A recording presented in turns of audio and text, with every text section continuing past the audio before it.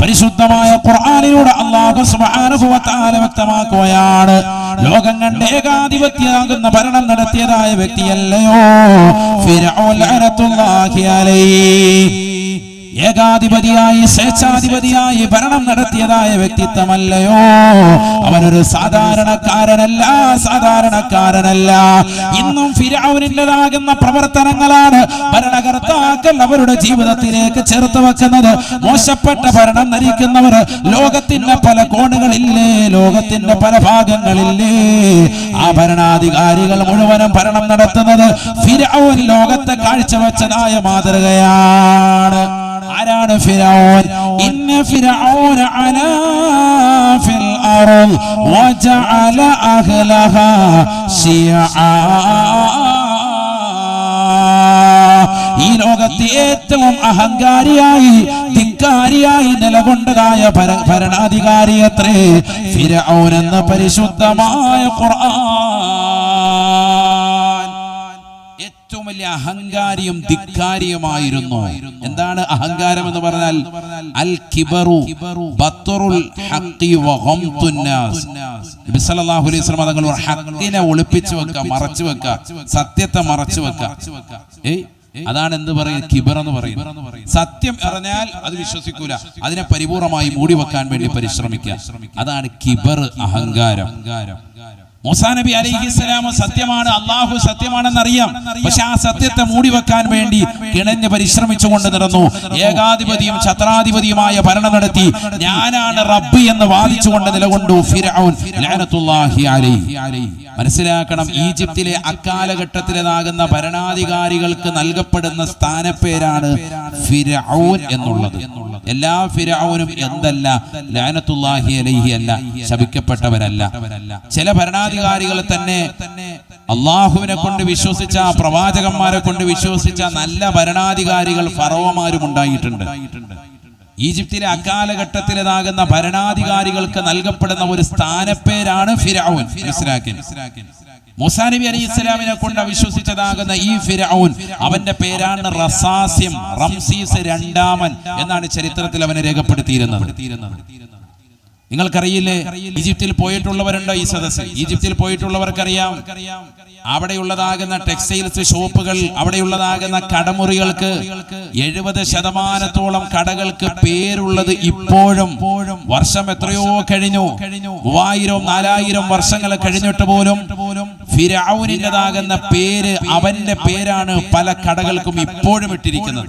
മുസ്ലിം ഭരണ പ്രദേശമാണ് ഈജിപ്ത് ഇപ്പോൾ. എന്നിട്ട് പോലും അവിടെയുള്ള ടെക്സ്റ്റൈൽസ് ഷോപ്പുകൾക്ക് ഈജിപ്തിൽ ഒരു കാലഘട്ടത്തിൽ ഭരണാധികാരിയായി അവിടെയുള്ള ആളുകളെ കൈവെള്ളയിലിട്ടുകൊണ്ട് അമ്മാനമാടി വിറപ്പിച്ചിരുന്നതാകുന്ന ഫിർഔനിന്റെ യഥാർത്ഥ പേര് റസാസ്യം, റംസീസ് രണ്ടാമൻ എന്ന് തുടങ്ങുന്ന പേരുകൾ എത്രയോ ടെക്സ്റ്റൈൽസ് ഷോപ്പുകൾക്ക് ഇപ്പോഴും ഉണ്ട് എന്നുള്ള വസ്തുത അറിയണം. അപ്പൊ എത്രത്തോളം സ്വാധീനം അവൻ ചെലുത്തിയിട്ടുണ്ട് വർഷങ്ങൾ ഇത്രയും കഴിഞ്ഞിട്ട് എന്ന് എന്റെ പ്രിയപ്പെട്ട സഹോദര സഹോദരിമാർ നല്ലതുപോലെ മനസ്സിലാക്കണം. ആളൊരു നിസ്സാരക്കാരനായിരുന്നില്ല, സാദാ സീത ഒരു വ്യക്തിയായിരുന്നില്ല. അവനെ പോലെ ഒരു തെമ്മാടിയും ധിക്കാരിയും അഹങ്കാരിയുമായ ഒരു ഭരണാധികാരി ഇതുവരെ വന്നിട്ടുമില്ല, ഇനി വരികയുമില്ല. അതാണ് ഞാൻ പറയുന്നത്. അവരിൽ നിന്നാണ് എല്ലാ തെമ്മാടിത്തരങ്ങളുടെയും തുടക്കം, എല്ലാ അഹങ്കാരത്തിന്റെയും സ്വേച്ഛാധിപത്യത്തിന്റെയും തുടക്കം അവരിൽ നിന്നാണ്. ഖുർആൻ പറയാൻ ഇന്നിപ്പോ ഡിവൈഡ് ആൻഡ് റൂൾ എന്നുള്ള തസ്തികയിലേക്ക് ആളുകളെ കൊണ്ടുപോകുന്നുണ്ട്, ഭിന്നിപ്പിച്ച് ഭരിക്കുക. അതിലേക്ക് നമ്മുടേതാകുന്ന ഭരണങ്ങളും ഇന്ത്യ രാജ്യത്തിന്റെ ഭരണ പ്രത്യയശാസ്ത്രവും ഒക്കെ ആ രീതിയിലേക്ക് മാറിയിരിക്കുന്നു എന്നുള്ളത് ഒരു വസ്തുത തന്നെയാണ്. ജനങ്ങളെ ഭിന്നിപ്പിച്ച് ഭരിക്കുക, പല തട്ടുകളാക്കി ഭരിക്കുക. മണിപ്പൂർ അതിനൊരു ഉദാഹരണം മാത്രമാണ്. കഴിഞ്ഞ മെയ് 4-ാം തീയതി അവിടെ നടന്നതാകുന്ന സംഭവ വികാസങ്ങൾ പാവപ്പെട്ടതാകുന്ന സ്ത്രീകളെ വസ്ത്രാഭിഷേകം നടത്തിയിട്ട് പരസ്യമായി നടുറോഡിലൂടെ നടത്തിയിട്ട് അവരുടേതാകുന്ന രഹസ്യമാക്കപ്പെട്ടതാകുന്ന ശരീരത്തിന്റെ അവയവങ്ങളിലേക്ക് കയറി പിടിച്ച് അവരെ വല്ലാതെ മൃഗീയമായി പ്രയാസപ്പെടുത്തി നിഷ്ഠൂരമായി മർദ്ദിക്കുകയും അവരുടേതാകുന്ന ശരീരത്തിൻ്റെതാകുന്ന രഹസ്യാവയവങ്ങൾ ഒരു പെണ്ണിനെ സംബന്ധിച്ചിടത്തോളം അവരുടേതാകുന്ന ഏറ്റവും വിലപ്പെട്ടതാകുന്ന കനപ്പെട്ട മാനത്തെ പരിപൂർണമായി വില പറഞ്ഞുള്ള പരസ്യമായി ചെറുപ്പക്കാർ ആളുകൾ കൂട്ടം കൂടി റോഡിലൂടെ പെണ്ണുങ്ങളെ തുണിയില്ലാതെ നടത്തിച്ചിട്ട് അവരുടേതാകുന്ന ശരീരത്തിൻ്റെതാകുന്ന സീക്രട്ടാക്കപ്പെട്ട ഭാഗങ്ങളിൽ പിടിച്ച് രസിച്ചവരെ പ്രയാസപ്പെടുത്തുന്നതായ ചിത്രങ്ങൾ, വീഡിയോ ചിത്രങ്ങൾ ഇവിടെ പ്രചരിച്ചു. അത് പ്രചരിച്ചത് 2 മാസങ്ങൾക്ക് ഇപ്പുറമാണ്. കാരണം 2 മാസത്തോളം ഇന്റർനെറ്റ് വിച്ഛേദിക്കപ്പെട്ടിരുന്നു മണിപ്പൂരി എന്നുള്ള വസ്തുത എന്റെ പ്രിയപ്പെട്ട സഹോദരങ്ങൾ ഇതിനോട് ചേർത്ത് വായിക്കേണ്ടതുണ്ട്. ഇങ്ങനെ അവിടെയുള്ളതാകുന്ന വിഷയങ്ങളെ കുറിച്ച് മിണ്ടാനോ മിണ്ടിയപ്പോൾ തന്നെ വേണ്ട രീതിയിൽ അതിനുള്ള നടപടിയെടുക്കാനോ കേവലം ഒരു പറച്ചിലപ്പുറം ഇതൊക്കെ ഒരു രാഷ്ട്രീയത്തിന്റെ തന്ത്രമായി മെനഞ്ഞുകൊണ്ട് നിലനിൽക്കുന്നതല്ലാതെ ജനങ്ങളെ ഡിവൈഡ് ആൻഡ് റൂൾ എന്ന നിലയിലേക്ക് ഭിന്നിപ്പിച്ച് ഭരിപ്പിക്കുന്ന ഒരു രാഷ്ട്രീയ തന്ത്രത്തിലേക്ക് ഇന്ത്യ രാജ്യത്തിൻ്റെതാകുന്ന അവസ്ഥാവിശേഷം തന്നെ മാറി മറിഞ്ഞു എന്നുള്ളത് എന്റെ പ്രിയപ്പെട്ട സഹോദരങ്ങൾ അറിയണം. ഇത് എവിടെ നിന്നാണ് വന്നത്? ഇത് ഇന്നലകൾ തുടങ്ങിയതല്ല. ഇത് ഫിർഔനാണ് ഇതിന് തുടക്കം കുറിച്ചത് എന്ന് പരിശുദ്ധമായ ഖുർആൻ പഠിക്കണം. നമ്മൾ ഖുർആൻ അല്ലാഹു സുബ്ഹാനഹു വ തആല പറയാൻ ഈ സംഭവം ആദ്യമായി തുടങ്ങിയത് ജനങ്ങളെ ഭിന്നിപ്പിച്ചുകൊണ്ട് ഭരിപ്പിക്കുന്നതാകുന്ന ഒരു ശൈലി ആദ്യമായി ലോകത്തെ കാഴ്ചവെച്ചത് ഫിർഔന. ബിസ്മില്ലാഹിർ റഹ്മാനിർ റഹീം. ഇന്ന ഫിർഔന അലാ ഫിൽ അർദ് വജഅല അഹ്ലഹാ ശിയആ. ലോകത്തെ ഏകാധിപതിയായി, സ്വേച്ഛാധിപതിയായി, അഹങ്കാരിയായി, ധിക്കാരിയായി ഭരണം നടത്തിയെന്ന് മാത്രമല്ല, വജഅല അഹ്ലഹാ ശിയആ. ഖിബ്തി വംശജരായി, ഇസ്രായേലി ജനതയായി ജനങ്ങളെ മാറ്റി നിർത്തുകയാണ്. ഒരു ഭാഗത്ത് സവർണ മേധാവിത്വം കാണിക്കുകയാണ് ഫിർഔൻ. അവർണരെയും ദലിത് വിഭാഗങ്ങളെയും പിന്നോക്ക വിഭാഗങ്ങളെയും തള്ളുകയാണ്. സമ്പത്തിന്റെ ഉത്തുംഗതയിലേക്ക് കയറുകയാണ് ഫിർഔൻ. സമ്പത്തില്ലാത്തവരുമായി ചർച്ചയില്ല, സമ്പത്തില്ലാത്തവരുമായി വർത്തമാനമില്ല. സമ്പത്തില്ലാത്തവരുമായിട്ട് യാതൊരുവിധ വർത്താനം തന്നെ ഇല്ല. ഒരിക്കലും മൂസാ നബി അലൈഹിസ്സലാമും ബഹുമാനപ്പെട്ട ഹാറൂൻ നബി അലൈഹിസ്സലാമും ഇസ്ലാമികമാകുന്ന ദർശനം പറയാൻ വേണ്ടി അവൻ്റെതാകുന്ന കൊട്ടാരത്തിനുള്ളിലേക്ക് കടന്നു വന്നപ്പോൾ തന്നെ അവൻ പറഞ്ഞു,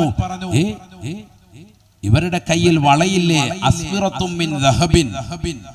സ്വർണത്തിനാലുള്ള വള അവരുടെ കൈവശമില്ലാത്തതെന്ത്? സ്വർണത്തിന്റെ വളയുള്ളവർക്ക് അകത്തേക്ക് കടക്കാൻ പറ്റൂ. അവൻ്റെതാകുന്ന കൊട്ടാരത്തിനുള്ളിലേക്ക് കടക്കണമെങ്കിൽ കയ്യിൽ നല്ല സ്വർണത്തിന്റെ വള വേണം എന്ന് പറഞ്ഞാൽ നല്ല കാശും പുത്തമ്പണം ഉള്ളവൻ മാത്രം മതി വർത്താനം, അല്ലാത്തവനൊക്കെ മാറ്റി നിർത്തുക.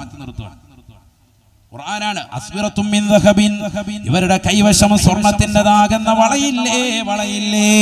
മൂസാ നബി അലൈഹിസ്സലാമും ഹാറൂൻ നബി അലൈഹിസ്സലാമും പരിശുദ്ധമായ ദീനിൻ്റെതായ ദഅവത്തുമായി ഫിർഔനിൻ്റെതാകുന്ന അകത്തളത്തിലേക്ക് അവന്റെ കൊട്ടാരത്തിനുള്ളിലേക്ക് കയറി ചെന്നപ്പോ അവൻ ജനങ്ങളോട് ചോദിക്കുകയാണ്, സ്വർണത്തിന്റെ വള എന്തേ ഇവരുടെ കൈവശമില്ലാത്തത്? ഇത്തരത്തിലുള്ള ആളുകൾ എന്തിനാണ് എന്റെ അടുക്കലേക്ക് സമ്മതം നൽകിയത്, എന്നെ കാണാൻ വേണ്ടി കടന്നു വരുന്നത്? ഈ രീതിയിൽ അധർമ്മം വാഴ്ത്തിക്കൊണ്ട് ഏറ്റവും വലിയതാകുന്ന സവർണ വേദാപിത്തത്തിന്റെ ഉടമയായി ജനങ്ങൾക്കിടയിൽ ഭിന്നിപ്പിച്ച് ഭരിച്ചവനായിരുന്നു ഫിർഔൻ എന്ന് പരിശുദ്ധമായ ഖുർആൻ. يستضيع طائفة منهم يستضعف طائفة منهم. അതിലുള്ള ഒരു വിഭാഗങ്ങളെ, പാവപ്പെട്ടതാകുന്ന ഒരു വിഭാഗത്തെ തളച്ചിടുകയാണ്. അവർണരായ ആളുകളെ, മോശപ്പെട്ടതാകുന്ന ആളുകളെ, സമ്പത്തിൽ ഉത്തുംഗതയിലേക്ക് ഒരു നിലയ്ക്കും എത്താത്തതാകുന്ന പാവങ്ങളെ അവിടെ അടിച്ചമർത്തിക്കൊണ്ട് ജീവിച്ചിരുന്നു ഫിർഔൻ എന്ന പരിശുദ്ധമായ ഖുർആൻ. യുദബ്ബിഹു അബ്നാഅഹും വയസ്തഹീ നിസാഅഹും. ആ നാട്ടിലുള്ളതാകുന്ന പാവപ്പെട്ടതാകുന്ന കുട്ടികൾ ആൺകുട്ടികളാണ് ജനിച്ചതെന്നറിഞ്ഞാൽ തനിക്ക് എതിരായി കൊണ്ട് അധികാരത്തിന്റെ പരമോന്നത പദവിയിലേക്ക് ആൺകുട്ടി കടന്നു വരുമെന്ന് ജോത്സ്യൻ പറഞ്ഞതിന്റെ അടിസ്ഥാനത്തിൽ മൂസാ പ്രവാചകരെ ഒന്ന് കണ്ടെത്താൻ വേണ്ടിയുള്ള പരിശ്രമത്തിന്റെ പേരിൽ ലക്ഷക്കണക്കിന് കുട്ടികളെ കൊന്നൊടുക്കുകയാണ്. ആയിരക്കണക്കിന് മക്കളെ കൊന്നൊടുക്കുകയാണ്. ആൺകുട്ടികൾ ജനിച്ചു വീണാൽ അവരെ പച്ചയോടുകൂടി കത്തിക്കുകയാണ്. നഊദു ബില്ലാഹ്. അവരുടെ തല കൊയ്തെടുക്കാനുള്ള ഓർഡറാണ്. യുദബ്ബിഹു അബ്നാഅഹും. ആ നാട്ടിലുള്ളതാകുന്ന ആൺകുട്ടികളെ മുഴുവനും നിഷ്ഠൂരമായി കൊല ചെയ്യുകയാണ്, അറുകുല നടത്തുകയാണ്.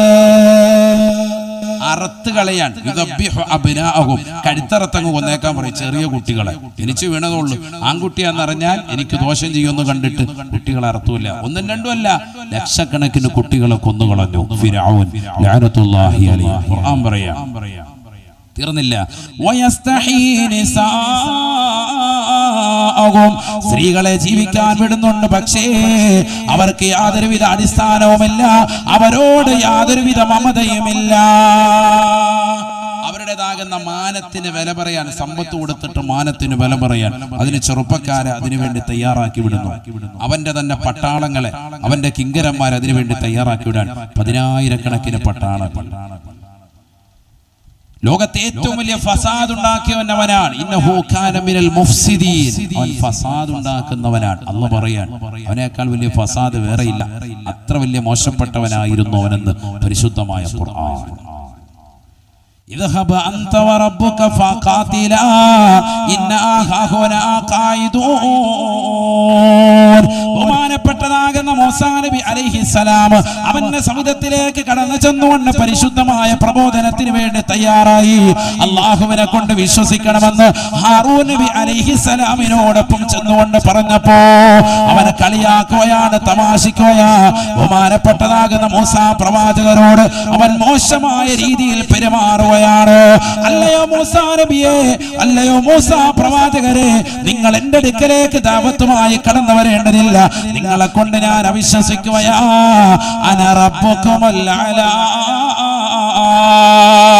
അവൻ ലോകത്തോട് വിളിച്ചു പറയുകയാണ്, ഏകാധിപത്യത്തിന്റെ ഭരണം നടത്തിയെന്ന് മാത്രമല്ല, നാട്ടിലുള്ളതാകുന്ന ആൺകുട്ടികളെ മുഴുവനും കുഴിച്ചു മൂടിയെന്ന് മാത്രമല്ല, അവിടെയുള്ള പെൺകുട്ടികളെ മോശമാക്കി ചിത്രീകരിച്ചു എന്ന് മാത്രമല്ല, സമ്പത്ത് മുഴുവനും കണ്ടുകെട്ടി എന്ന് മാത്രമല്ല, അഹങ്കാരത്തിന്റെ ധിക്കാരത്തിന്റെ വർത്തമാനത്തിന്റെ പരമോന്നത വർത്തമാനം അവൻ ലോകത്തോട് വിളിച്ചു പറയുകയാണ്.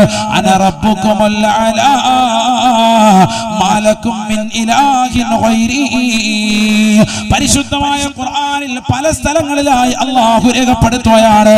അവൻ ജനങ്ങളോട് വിളിച്ചു പറഞ്ഞു അത്രേ, യാ അയ്യുഹൽ മലഉ, അല്ലയോ ഇസ്രായേലി ജനതേ, നിങ്ങൾ എന്നെ അറിയണേ, മാലകും മിൻ ഇലാഹിൻ ഗൈരി. ഞാനല്ലാതെ ഒരു ഇലാഹില്ല, ഞാനല്ലാതെ ഒരു ആരാധ്യ പുരുഷനില്ല, ഏകൻ ഞാനാണ്, ഞാനല്ലാതെ റബ്ബ് മറ്റൊരാളില്ല. അന റബ്ബുകുമുൽ അലാ, ഏറ്റവും ഉന്നതനായ റബ്ബ് ഞാനാണ്. ഈ ലോകത്തിന്റെ സൃഷ്ടികർത്താവായ, ജഗന്നിയന്താവായ, പരിപാലകനായ, സർവേശ്വരനായ, സർവാധിപതിയായ, സർവലോക സൃഷ്ടിപ്പിൻ സംഹാരകർത്താവായ ഏകൈക വ്യക്തി ഞാൻ മാത്രമാ. എന്നെ വെല്ലാൻ ഒരാൾക്കും കഴിയുകയില്ല. അവന്റെ വാക്കാണ്, അവൻ പറഞ്ഞ ഡയലോഗ്. അല്ലാഹു പറയാൻ, അന റബ്ബുകുമുൽ അലാ, ഏറ്റവും വലിയ റബ്ബ് ഞാനാണ്, രക്ഷിതാവ് ഞാനാണ്. ലോകത്ത് ആരെങ്കിലും പറഞ്ഞ വാക്കാണിത്? ഇന്ന് ജീവിച്ചിരിക്കുന്ന ഭരണാധികാരികൾ പറഞ്ഞിട്ടുണ്ടോ? ഈ രീതിയിൽ ധൈര്യപ്പെട്ടവരുണ്ടോ? തീർന്നില്ല. അവൻ പറയുകയാണ്, യാ ഖൗം, അല്ലയോ സമൂഹമേ, വഖാല ഫിർഔനു ലിഖൗമിഹി. ഫിർഔൻ തന്നെ സമൂഹത്തെ വിളിച്ചുകൊണ്ട് പറയുകയാണ്, അല്ലയോ സമൂഹമേ, ഈ മിസ്ർ എന്ന് പറയുന്ന പട്ടണം എന്റെ അധികാരത്തിലാണ്. ഞാൻ അറിയാതെ ഒരു ഇല ചലിക്കുകയില്ല കേട്ടോ, ഞാൻ അറിയാതെ ഒരു മണൽത്തരി പോലും ഇളകുകയില്ല കേട്ടോ. വഹാദിഹിൽ അൻഹാറു തജ്രി മിൻ തഹ്തി. ഈ ഭൂമിയിലൂടെ നടക്കുന്നതായ, ഈ പരിശുദ്ധമാക്കപ്പെട്ടതാകുന്ന ഈജിപ്തിന്റെ മണ്ണിലൂടെ ഒഴുകുന്നതായ ലോകത്തെ ഏറ്റവും മനോഹരമായ നദിയില്ലേ, നൈൽ എന്ന് പറയുന്ന സുന്ദരമായ നദിയില്ലേ, ആ നൈൽ നദി ഒഴുകുന്നത് എന്റെ അധീനതയിലാണ്, എന്റെ കാൽച്ചുവട്ടിലാണ്. ലോകത്ത് ഒരു ഭരണാധികാരിയും പറയാത്ത വാക്കാണ്. ആരെങ്കിലും പറയാറുണ്ടോ? എന്റെ അധീനതയിലാണ് ഗംഗ ഒഴുകുന്നത്, എന്റെ അധീനതയിലാണ് യമുന ഒഴുകുന്നത്, എന്റെ അധീനതയിലാണ് ഭാരതപ്പുഴ ഒഴുകുന്നത്. പറയാറുണ്ടോ? ആരെങ്കിലും പറഞ്ഞിട്ടുണ്ടോ അങ്ങനെ? ഇതുവരെ ആരും പറഞ്ഞിട്ടില്ല. ഒരാള് പറയാനും മുതിർന്നിട്ടില്ല. പക്ഷെ ഫിർഔന് മുതിർന്നു. അതാണ് മനസ്സിലാക്കേണ്ടത്. എന്റെ അധീനതയിലാണ് ഇതൊക്കെ പോകുന്നത്. ലോകത്തെ ഏറ്റവും നീളം കൂടിയ നദിയാണ് നൈൽ നദി. അതിന്റെ ഉത്ഭവം ഇന്നും ശാസ്ത്രം കണ്ടെത്തിയിട്ടില്ല. പലതും പറയുന്നുണ്ടെങ്കിലും യാഥാർത്ഥ്യം ഇന്നും അതിന്റെ ഉത്ഭവം കണ്ടെത്തിയിട്ടില്ല. അതിന്റെ ഉത്ഭവം അർശിന്റെ താഴ്ഭാഗത്ത് നിന്നാണെന്ന് നബി മുഹമ്മദ് മുസ്തഫ. അവിടെയാണ് ദീൻ പഠിക്കൽ. ഇവിടെ നിരീശ്വരവാദികളും യുക്തിവാദികളും ഒക്കെ തളം കെട്ടി നിൽക്കുന്ന ലോകത്താണ് നമ്മൾ നിലകൊള്ളുന്നത്. പരിശുദ്ധ പ്രവാചകൻ പറയുന്നു, പരിശുദ്ധമാക്കപ്പെട്ടതാകുന്ന നൈൽ നദിയുടെ ഉത്ഭവം, അതിന്റെ തുടക്കം, എല്ലാ നദിക്കും ഒരു തുടക്കമുണ്ട്. എവിടുന്നാണ് അത് ഉത്ഭവിക്കുന്നത്? ഇന്ന നദി, നമ്മുടെയൊക്കെ നാട്ടിൽ ഒഴുകുന്ന നദി, അതിന്റെ തുടക്കം എവിടെ? എല്ലാവർക്കും അറിയാം. പക്ഷെ ഈ നദിയുടെ തുടക്കം എവിടുന്നാണെന്ന് ഇന്ന് വരെ ശാസ്ത്രം കണ്ടെത്തിയിട്ടില്ല. ഇത്രയേറെ വികസിച്ചു 2023 ചന്ദ്രയാനെ വീണ്ടും അയച്ചുകൊണ്ടിരിക്കുന്നു. എല്ലാ നിലയ്ക്കും വലിയതാകുന്ന വിക്ഷേപങ്ങൾ നടത്തിയിരിക്കുന്നതാകുന്ന ആളുകൾ ഇവിടെയുണ്ട്, ഇന്ത്യ രാജ്യത്തുണ്ട്. ലോകത്തിന്റെ പല ഭാഗങ്ങളിൽ വലിയ വലിയ ശാസ്ത്രജ്ഞന്മാർ നിരീക്ഷണ പരീക്ഷണ ഗവേഷണങ്ങൾ നടത്തിയിട്ട് പോലും കണ്ടെത്താൻ പറ്റിയിട്ടില്ല. അനുമാനമാണ്, ഇന്നത് അനുമാനിച്ച് പറയാൻ എടുത്തുന്നായിരിക്കാം. അതിന്റെ യഥാർത്ഥ ഉത്ഭവമുള്ളത് അർശിന്റെ താഴ്ഭാഗത്ത് നിന്നാണെന്ന് ഹബീബ് മുഹമ്മദ് മുസ്തഫ. ഭയങ്കര നദിയാണ് നൈൽ നദി, സാരല്ല. അള്ളാഹു നേരിട്ടൊന്ന് കാണാൻ അള്ളാഹു നമുക്ക് തൗഫീഖ് നൽകട്ടെ. അൽഹംദുലില്ലാഹ്, ഈ വിനീതന് സൗഭാഗ്യം ഉണ്ടായിട്ടുണ്ട്. നമുക്കൊക്കെ അതിന് അള്ളാഹു അവസരം നൽകി അനുഗ്രഹിക്കട്ടെ. പലസ്തീൻ യാത്രയിൽ നിങ്ങൾ അതൊക്കെ കാണും. പലസ്തീൻ, ജോർദാൻ, ഇസ്രായേൽ, ഈജിപ്ത്, ഈ രാജ്യങ്ങളിലുള്ള യാത്രകളിലൂടെ മഹത്തുക്കളാകുന്ന മഹാന്മാരുടെ മഖാമുകൾ സന്ദർശിക്കാനും ബൈത്തുൽ മുഖദ്ദസ് അടക്കമുള്ളതാകുന്ന പുണ്യമാക്കപ്പെട്ട ഗേഹങ്ങളൊന്ന് കാണാനും 2 റക്അത്ത് നിസ്കരിക്കാനും ഇബ്രാഹിം നബിയും മൂസാ നബിയും യാക്കൂബ് നബിയും മഹത്തുക്കളാകുന്ന സർവ്വ പ്രവാചകന്മാരെയും സിയാറത്ത് ചെയ്യാനും ഒക്കെ ഉള്ള അവസരം. അതോടൊപ്പം തന്നെ ഈജിപ്തിൽ എത്രയോ മഹത്തുക്കൾ അടങ്ങിയിട്ടുണ്ട്. ഇമാം ഷാഫി റളിയല്ലാഹു അൻഹു, ഇബ്നു ഹജർ അൽ അസ്ഖലാനി റഹിമഹുല്ലാഹ്, ബഹുമാനപ്പെട്ട സക്കരിയ അൽ അൻസാരി റളിയല്ലാഹു അൻഹു, നഫീസത്തുൽ മിസ്രിയ റളിയല്ലാഹു അൻഹ, ബഹുമാനപ്പെട്ട ഹുസൈൻ റളിയല്ലാഹു അൻഹുവിന്റെ ബറക്കത്താക്കപ്പെട്ട അവിടുത്തതാകുന്ന ശിരസ്, അവിടുത്തെ തല അടക്കം ചെയ്യപ്പെട്ടിരിക്കുന്നതാകുന്ന ജാമിഉൽ ഹുസൈൻ അടക്കമുള്ളതാകുന്ന പവിത്രമാക്കപ്പെട്ട പള്ളി. ഇന്നത്തെ സുദിനത്തിൽ അതിങ്ങനെ ഒരു പ്രത്യേകത കൂടിയുണ്ട്. ഹുസൈൻ റളിയല്ലാഹു അൻഹു ഷഹീദായ ദിവസം കൂടിയാണ്. ആരാണ് ഹുസൈൻ റളിയല്ലാഹു അൻഹു? മുത്തുനബി സല്ലല്ലാഹു അലൈഹി വസല്ലം തങ്ങളുടെ പേരക്കുട്ടി ഹസൻ ഹുസൈൻ റളിയല്ലാഹു അൻഹു. അവരിൽ ഹുസൈൻ റളിയല്ലാഹു അൻഹുവിനെ ശത്രുക്കൾ അതിക്രൂരമായി വധിച്ച് അവിടുത്തെ കഴുത്ത് വെട്ടിയെടുത്ത് ആ ശിരസ് ബറക്കത്താക്കപ്പെട്ട ശിരസ് അത് ബഹുമാനപ്പെട്ടതാകുന്ന ജമാലുദ്ദീൻ എന്ന് പറയുന്ന വലിയതാകുന്ന ഭരണാധികാരിയുടെ കാലഘട്ടത്തിൽ ഈജിപ്തിലേക്ക് കൊണ്ടുവന്ന് കർബല യുദ്ധത്തിലാണ്, ഇറാഖിലെ കർബലയിൽ വെച്ചാണ് യുദ്ധം നടക്കുന്നത്. അവിടെയാണ് അദ്ദേഹത്തിന്റെ ശരീരം മറവിട്ട് കിടക്കുന്നത്. അതല്ല, അവിടെ തന്നെ അദ്ദേഹത്തിന്റെ തലയും ഉണ്ട് എന്ന് ചരിത്രകാരന്മാർ രേഖപ്പെടുത്തുന്നു. ആ തല കൊണ്ടുവന്ന് ജന്നത്തുൽ ബഖീൽ ഫാത്തിമ ബീബി റളിയല്ലാഹു അൻഹ എന്ന മുത്തുനബിയുടെ പ്രിയപ്പെട്ട മകൾ അഥവാ ഹുസൈൻ റളിയല്ലാഹു അൻഹ ഉമ്മയുടെ ചാരത്ത് കബറടക്കി എന്ന അൽ ബിദായത്ത് വൻ നിഹായ അടക്കമുള്ള ഗ്രന്ഥങ്ങളിൽ ഇമാമികൾ രേഖപ്പെടുത്തുന്നുണ്ട്. അതിനപ്പുറം വേറൊരു പണ്ഡിതന്മാർ പറയുന്നു, അതല്ല, ബഹുമാനപ്പെട്ട ജമാലുദ്ദീൻ എന്ന് പറയുന്നതാകുന്ന ഈജിപ്തിന്റെ ഭരണാധികാരിയുടെ കാലഘട്ടത്തിൽ ഈ തല പൊന്നും വില കൊടുത്തുകൊണ്ട് അസ്കലാൻ എന്ന് പറയുന്ന പ്രവിശ്യയിൽ നിന്ന് 30,000-ഓളം സ്വർണ്ണ നാണയം കൊടുത്തു കൊണ്ടുവന്ന് ഈ തല കൊണ്ടുവന്ന് ഹുസൈൻ റളിയല്ലാഹു അൻഹുവിന്റെ ഈ ശിരസ് കൊണ്ടുവന്ന് പവിത്രമാക്കപ്പെട്ട ഈജിപ്തിന്റെ മണ്ണിൽ ജാമിഉൽ ഹുസൈൻ എന്ന് പറയുന്ന പള്ളിയുടെ പരിസരത്ത് കൊണ്ടുവന്ന് ഖബറടക്കം ചെയ്തിട്ടുണ്ട് എന്നും ചരിത്രം. ഞാൻ അവിടെ പോയിട്ടുണ്ട്. ലക്ഷക്കണക്കിന് ആളുകളാണ് സിയാറത്ത് ഇങ്ങനെ വന്നുകൊണ്ടിരിക്കുന്നത്. ഭയങ്കര അഭൂതമായ തിരക്കാണ്. 24 മണിക്കൂർ. പ്രവാചകന്റെ പേരക്കുട്ടിയല്ലേ, സാരക്കാരാണോ? സുബ്ഹാനല്ലാഹ്. പ്രവാചകന്മാരുടേതാകുന്ന അവരുടെ പരമ്പരയിൽ അഹ്ലു ബൈത്തിന്റെ ഒരു രക്തത്തുള്ളിക്ക് ലോകത്തുള്ള കോടിക്കണക്കിന് ആലിമീങ്ങൾ ചേർന്നാലും ഒരിക്കലും സമാനമാവൂല. അള്ളാഹു അടുത്തേക്ക് ദറജ ഉയർത്തുമാറാവട്ടെ. അവരുടെ പൊരുത്തം അള്ളാഹു നൽകി അനുഗ്രഹിക്കട്ടെ. അവര് ഷഹീദായത് നമ്മൾ ഈ നിലകൊള്ളുന്നത് പോലെ ഒരു വെള്ളിയാഴ്ച സുദിനത്തിലാണ്. മുഹറം 10 ഇതേപോലെ ഒരു വെള്ളിയാഴ്ച സുദിനത്തിലാണ് അവർ ഷഹീദായത് എന്നുകൂടിയും ഇന്നത്തെ സുദിനത്തിൽ ഓർക്കൽ നിർബന്ധമാണ്. അള്ളാഹു അവിടുത്തെ ദറജ ഉയർത്തട്ടെ. അവിടുത്തെ ഒരു പൊരുത്തം, ഹുസൈൻ റളിയല്ലാഹുവിന്റെ പൊരുത്തം ഷഹീദാണ്. അതുകൊണ്ട് തന്നെ മഹത്വം വളരെ വലുതാണ്. സാധാരണക്കാരെ പോലെയല്ല ഷഹീദ്, സാധാരണക്കാരെ പോലെയല്ല പ്രവാചകന്റെ കുടുംബം അഹ്ലു ബൈത്ത്. ഒരിക്കൽ പ്രവാചകർ സല്ലല്ലാഹു അലൈഹി വസല്ലമ തങ്ങളുടെ അടുക്കൽ ബഹുമാനപ്പെട്ടതാകുന്ന ഉമർ ബിൻ അബീ സലമത്ത് റളിയല്ലാഹു അൻഹു പറയുന്നു, പ്രവാചകൻ പറഞ്ഞു, ഒരു കരിമ്പടപ്പ് കൊണ്ടുവരിൻ, ഒരു പുതപ്പ് കൊണ്ടുവരിൻ. അപ്പോൾ ഒരു കമ്പിളി പുതപ്പ് കൊണ്ടുവരപ്പെട്ടു. പ്രവാചകൻ ആ പുതപ്പെടുത്തിട്ട് ഇങ്ങനെ മൂടിയ കൂട്ടത്തിൽ ആരെയൊക്കെയാണ് കൂടെ ചേർത്തത്? ബഹുമാനപ്പെട്ട അലി റളിയല്ലാഹു അൻഹുവിനെ, മകളാകുന്ന ഫാത്തിമ ബീവിയെ, ഹസൻ ഹുസൈൻ റളിയല്ലാഹു അൻഹുമയും ചേർത്തിട്ട് പറഞ്ഞു, ഹൗലാഇ അഹ്ലു ബൈത്തി, ഇതാണ് എൻ്റെ അഹ്ലു ബൈത്ത്. അല്ലാഹുമ്മ തഹിർഹും തത്ഹീറ, ഇവരെ നീ ശുദ്ധീകരിക്കണേ എന്ന് മുത്തുനബി സല്ലല്ലാഹു അലൈഹി വസല്ലമ തങ്ങൾ ദുആ ചെയ്തു. പ്രവാചകൻ ഇങ്ങനെ തലയിലേക്ക് തല മാത്രം പ്രവാചകൻ വെളിയിലിട്ടിട്ട് അള്ളാഹുവിന്റെ റസൂല് പറഞ്ഞു, ഇവരാണ് എൻ്റെ അഹ്ലു ബൈത്ത്. അവരുടെ പരമ്പരയിലൂടെ കടന്നു വന്ന പ്രവാചക പരമ്പരയിലൂടെ കടന്നു വന്ന മഹത്തുക്കളാണ് ഇന്ന് കേരളത്തിലും ലോകത്തിന്റെ പല ഭാഗങ്ങളിലുമുള്ള സാദാത്യങ്ങൾ എന്നറിയുന്നു. അവർ നിസാരക്കാരല്ല, അവരെ നമ്മൾ താഴ്ത്തിക്കെട്ടാൻ പാടില്ല. അഹ്ലു ബൈത്ത് ഏറ്റവും ഉയർന്ന വ്യക്തിത്വങ്ങൾ തന്നെയാണ്, അവരെ നിസാരരാക്കാൻ പാടില്ല. അങ്ങനെ ഒരു വിഭാഗം ഇല്ല എന്ന് വാദിക്കുന്നവർ ഇന്നുകൊണ്ട് ലോകത്ത് ഏറ്റവും വലിയ പടുവിഡ്ഢികളാണ് അവർ. കാരണം പ്രവാചകർ സല്ലല്ലാഹു അലൈഹി വസല്ലം തങ്ങൾ പറഞ്ഞത് തന്നെയാണ്, എനിക്ക് ശേഷം നിങ്ങൾ മുറുകെ പിടിക്കേണ്ട വ്യക്തിത്വങ്ങളിൽ ഒന്ന് ഖുർആൻ, മറ്റൊന്ന് എൻ്റെ അഹ്ലു ബൈത്ത് നബി മുഹമ്മദ് മുസ്തഫ. അഹ്ലു ബൈത്തിനെ മുറുകെ പിടിക്കാൻ അള്ളാഹു നമുക്ക് തൗഫീഖ് നൽകട്ടെ. നമ്മുടെ കുടുംബങ്ങളിൽ, നമ്മുടെ മഹല്ലത്തുകളിലുള്ള വലിയതാകുന്ന മഹത്തുക്കളാകുന്ന ഇമാമിങ്ങൾ, അവർ നമുക്ക് കാണിച്ചു തന്ന മാതൃക. തഴവാ ഉസ്താദൊക്കെ വാതിന് വേണ്ടി ഒരു സദസ്സിൽ പോയാൽ അവിടെ ഒരു സയ്യിദ് ഉണ്ടെന്ന് പറഞ്ഞാൽ പിന്നെ വിറയ്ക്കാൻ. കാരണം അവർക്കറിയാം ആ മഹത്തുക്കളുടേതാകുന്ന പവർ. നമ്മളിന്ന് സാദാത്യങ്ങളെക്കൊന്നും ഒരു വില കൽപ്പിക്കുന്നില്ല, ഒരിക്കലും അങ്ങനെ ആവാൻ പാടില്ല. സാദാത്യങ്ങൾക്ക് എപ്പോഴും വലിയ വിലയാണ്, സ്ഥാനമാണ്. പ്രവാചക പരമ്പരയ്ക്ക് ഹുസൈൻ റളിയല്ലാഹു അൻഹു ഒന്ന് സ്മരിച്ചു എന്ന് മാത്രം. അള്ളാഹു അവിടുത്തെ ദറജ ഉയർത്തുമാറാവട്ടെ, അവിടുത്തെ പൊരുത്തം ഈ സദസ്സിൽ അള്ളാഹു നൽകി അനുഗ്രഹിക്കട്ടെ. അപ്പൊ അഹങ്കാരത്തിന്റെ പരമോന്നതയിലേക്ക് എത്തി നിലകൊണ്ടു ഫിർഔൻ ലഅനത്തുല്ലാഹി അലൈഹി.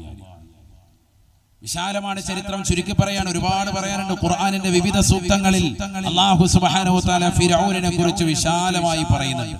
കാരണം വലിയ പഠിക്കേണ്ട ഒരു പാഠമാണ് അവൻ. ഖുർആനിൽ നമ്മൾ മനസ്സിലാക്കിയതുപോലെയല്ല. ഖുർആനിൽ 100% ഇത്തരത്തിലുള്ള അഖ്ബാറുകളാണ്, നല്ല നല്ല ചരിത്രങ്ങളാണ്. 10% അഹ്കാമുള്ളൂ.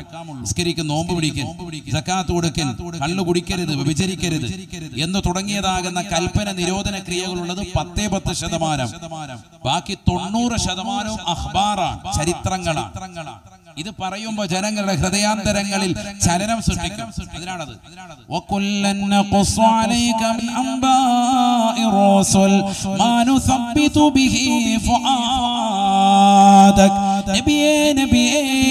ഈ ചരിത്രങ്ങളൊക്കെ നിങ്ങൾക്ക് നാം വിവരിക്കുന്നത് എന്തിനെന്നറിയുമോ ഹബീബേ? ഹൃദയത്തിൽ തറയ്ക്കാനാണ്. മുൻഗാമികളാകുന്ന ആളുകൾ ഈ സമൂഹത്തിന് പറഞ്ഞു കൊടുക്കണേ റസൂലേ, ഫഖുസുസിൽ ഖസസ ലഅല്ലഹും യതദക്കറൂൻ. മുൻഗാമികളാകുന്ന മഹത്തുക്കളുടെ ചരിത്രം, മുൻഗാമികളാകുന്ന തമ്മാടികളാകുന്ന ആളുകളുടെ ചരിത്രം ഈ സമൂഹത്തിന് പറഞ്ഞു കൊടുക്കണേ റസൂലേ. എന്തിനെന്നറിയുമോ? അവർ ഗുണപാഠം ശ്രദ്ധിക്കാനാണ്. സാലിഹീങ്ങളുടെ ചരിത്രം പറയുമ്പോ അത്തരത്തിൽ ആവണേ അല്ലാ, എനിക്കാവണേ അല്ലാ, എന്നെയും കുടുംബത്തെയും അത്തരത്തിലുള്ള സാലിഹീങ്ങളെ ചേർക്കണേ അല്ലാ.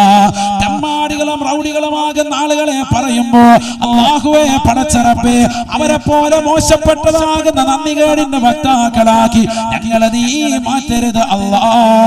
ഞങ്ങളെ സാലിഹീങ്ങളോടൊപ്പം ചേർക്കണേ അല്ലാ. ഇത് ജനങ്ങൾക്ക് സ്ഥിരപ്പെടുത്താൻ വേണ്ടിയിട്ടാ പരിശുദ്ധമായ ചരിത്രങ്ങൾ ഈ ഉമ്മത്തിന് വിവരിക്കേണ്ടത് എന്ന് പരിശുദ്ധമായ ഖുർആൻ. ഫിർഔനിന്റെ ചരിത്രം പ്രിയപ്പെട്ടതാകുന്ന മുസ്ലിമേ, മുസ്ലിമത്തെ, പതിയാങ്കര ഉസ്താദിന്റെ സവിധത്തിലേക്ക് 18ാമത്തെ ഉറൂസോടനുബന്ധിച്ചുകൊണ്ട് ഒരുമിച്ച് കൂടിയിട്ടുള്ള സത്യവിശ്വാസിനികളെ പഠിച്ചു വെക്കണേ. ദുനിയാവ് ആഗ്രഹിച്ചുകൊണ്ട് നടക്കല്ലേ, വല്ലാതെ ആഗ്രഹിച്ചു പോയവൻ ഫിർഔൻ. ദുനിയാവിന്റെ പിറകെ ഓടുകയാണ്. ആരായിരുന്നു ഫിർഔൻ? ഫിർഔനിന്റെ തുടക്കം എങ്ങനെയാണ് അറിയണ ഈ ഉമ്മത്ത്. ഫിർഔൻ എന്ന് പറയുന്ന ഈ റസാസിം എന്ന പേരുള്ള റംസീസ് രണ്ടാമൻ എന്ന ഓമന പേരിൽ അറിയപ്പെടുന്ന ഈ മനുഷ്യൻ, അവൻ ഈജിപ്തിലേക്ക് വരുമ്പോൾ അന്നുള്ളതാകുന്ന ഭരണാധികാരി ഈജിപ്തിലെ ഫറോവയുടെ മുന്നിൽ കൈനീട്ടി ഓച്ചാനിച്ച് നിന്നിട്ട് എന്തെങ്കിലും ഒന്ന് കഴിക്കാൻ തരണമെന്ന് പറഞ്ഞ് ഇറാഖി എന്ന് പറയുന്നതാകുന്ന രാജ്യത്തിൽ നിന്ന് പട്ടിണി മൂലം, ദാരിദ്ര്യം മൂലം കുടിയേറ്റക്കാരനായിട്ട് നമ്മുടെ നാട്ടിലേക്ക് ബംഗാളികളൊക്കെ വരുന്നത് പോലെ ജോലിക്ക് വേണ്ടി വന്നുകൊണ്ട് ഒരു ജോലി തരണേ എന്ന് കേണപേക്ഷിച്ചുകൊണ്ട് ഫറോവയുടെ മുന്നിൽ ഈജിപ്തിന്റെ അക്കാലഘട്ടത്തിൽ ഭരണാധികാരിക്ക് മുന്നിൽ ഓച്ചാനിച്ചു നിന്ന മനുഷ്യന് ശവക്കോട്ടയുടെ കാവൽ കൊടുക്കുകയാണ്. ശവക്കോട്ടയുടെ കാവൽ. കാരണം എന്തുകൊണ്ട്? അന്നും ഇന്നത്തെ പോലെയാണ്. അടക്കുന്ന സമയത്ത് ശവക്കോട്ടയെ കൊണ്ട് അടക്കുമ്പോൾ നല്ല വസ്ത്രം ധരിപ്പിച്ച് കാര്യപ്പെട്ട ആഭരണങ്ങളൊക്കെ ഇട്ടിട്ടായിരിക്കും അടക്കുക. അപ്പൊ ശവക്കോട്ട തുറന്നിട്ട് അതിലുള്ള ആഭരണങ്ങൾ കയ്യേറുന്ന ആളുകളുണ്ട്. അതുകൊണ്ട് ശവക്കോട്ടയ്ക്ക് ഒരു കാവൽ. നമ്മുടെയൊക്കെ പള്ളിക്കാട്ടിൽ കാവലേ വേണ്ട. കാരണം ഇട്ടുകൊണ്ട് പോകുന്ന ഡ്രസ്സാകാൻ 3 ജോഡിയാണ്. ഇത് വീട്ടിലുണ്ട്. ഇതിനേക്കാൾ നല്ലത് വീട്ടിൽ വെച്ചിട്ട് പിന്നെ കക്കാൻ പോകേണ്ട കാര്യമില്ലല്ലോ. അതുകൊണ്ട് ശവക്കോട്ടയിൽ കൊണ്ടുപോയി കാവൽ നിർത്തുകയാണ്. ഈ കാവലിന്റെ ജോലിയാണ് ആദ്യമായിട്ട് ഫിർഔൻ ലഅനത്തുല്ലാഹി അലൈഹി റസാസിം എന്ന് പറയുന്ന വ്യക്തി ആദ്യം ഏറ്റെടുക്കുന്ന ജോലി. അതാ ഇറാഖുകാരനാണ് അവൻ. അസ്ലി ഇറാഖിൽ നിന്നാണ് ഈജിപ്തിലേക്ക് വന്നത്. കുടിയേറി പാർത്തവനാ. അങ്ങനെ അവിടെ വന്ന് ഏകനായി വന്നവൻ അവസാനം അവിടുന്ന് പിന്നീട് അധികാരത്തിന്റെ പരമോന്നത പദവിയിലേക്ക് എങ്ങനെ എത്തി? ആളുകളെ കൊണ്ടുവന്ന് നടക്കുമ്പോൾ ശവക്കോട്ടയിലേക്ക് പിന്നെ അടക്കുമ്പോൾ പതുക്കെ പതുക്കെ അവൻ അവിടുത്തെ മെയിൻ ആളായി മാറി.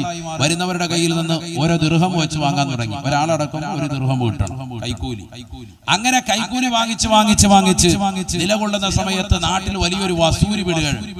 വസൂരി വന്നവരുടെ 10,000-കണക്കിന് ആളുകൾ മരിക്കാൻ, ഒറ്റയടിക്കുണ്ടാകുന്ന മരണം, ആളുകൾ വന്ന് പെട്ടെന്നുണ്ടാകുന്ന മരണം, കബറടക്കുന്ന പ്രഥമ ശുശ്രൂഷകളും കാര്യങ്ങളും ഒക്കെ ഇവനാണ് നടത്തുന്നത്. എല്ലാവരെയും കൊണ്ടുവന്ന് അടക്കം ചെയ്യുമ്പോൾ ന്യായമായിട്ട് കൈക്കൂലി ഓരോരുത്തരെന്ന് വാങ്ങാൻ. കാരണം കബറടക്കാൻ സ്ഥലമില്ല, അടക്കാൻ വേണോ, എന്നാൽ ഇത്ര തരണം. 1 വാങ്ങിച്ചുകൊണ്ടിരുന്നോ 10 വാങ്ങാൻ തുടങ്ങി.